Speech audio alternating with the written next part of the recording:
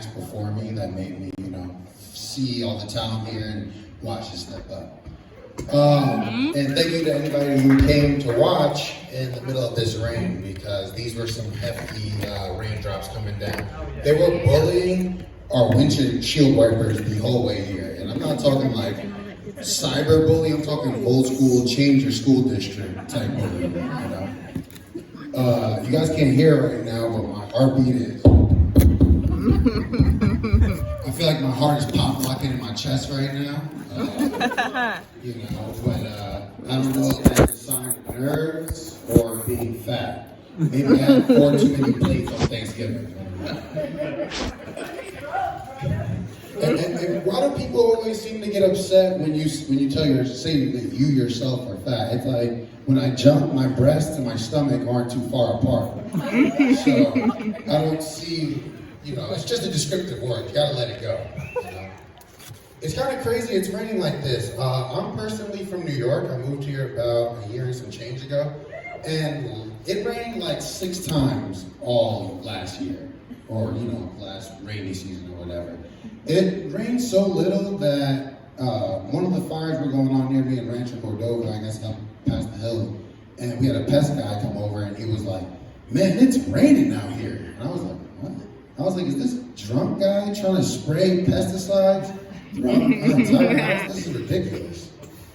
I've always wanted to be a comedian, because it just seems simple. You come up, you tell a couple jokes, and people laugh, right? But it's more than just telling jokes. You got to tell stories. You got to make people feel related to you.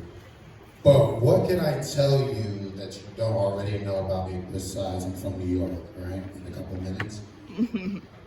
Well, like I said off rip, I'm from New York, born and raised. And that's another thing. I'm gonna just go off on a tangent because I recently started smoking weed again. But my weed is back for like the 2 days it lasted. And now I'm sitting here barbecued, smokehouse. Well, but yeah, like I said, I'm from New York. Something else kind of funny. And I cry after sex.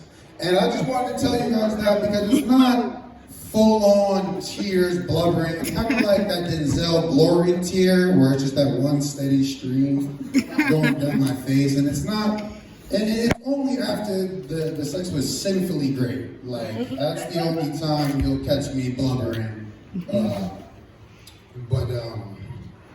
Yeah, I like being in Sacramento.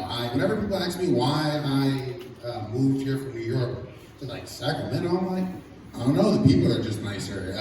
Out here, if you say good morning, people actually say it back. Yeah. As opposed to, people just do the head bob thing and keep it going. Oh, that's the other thing I like to do. Anybody here familiar with Lyft? Anybody here take you a couple Lyfts every once in a while? I love talking to Lyft drivers. If you've ever been in a Lyft, talk to your Lyft driver. You will hear some shit you are not trying to hear at all.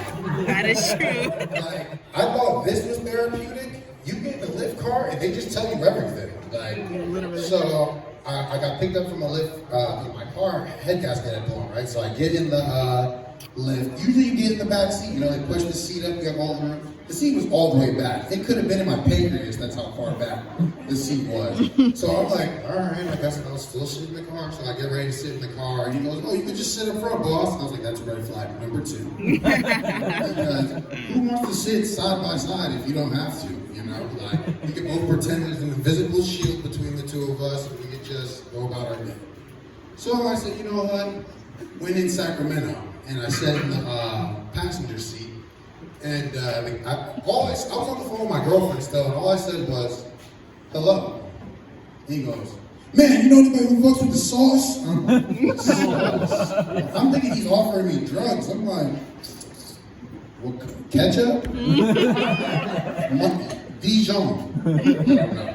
So he proceeds to tell me that he's basically scamming. And I'm like, okay, so this is the signs of a bad criminal, because I've been in the car for 6.7 seconds and you decide to lay out your master plan.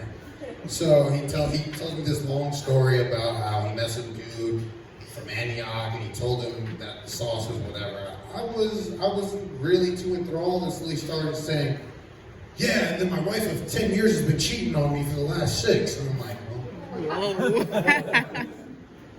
Scamming, cheating, your wife cheating on you. Okay, let's run with this one. So then he proceeds to tell me about how he's been surfing social media trying to find these different fake pages she has. And he starts off by going, "So I smoked meth the other week," and I was like, and mind you, the whole time they have GPS, but I'm giving directions on the way to my house. I'm like, I feel like you should discount this rate a little bit because I'm doing half of the work. So, we keep riding, and it just keeps getting more interesting. He's like, "I've been up for the last 4 days straight." And I'm like, "What day last week did you smoke meth?" Okay, that's all I need to know. So we get to my house, and I just want to say this the other day, right? This is like 100% a true story. So I got into a different Lyft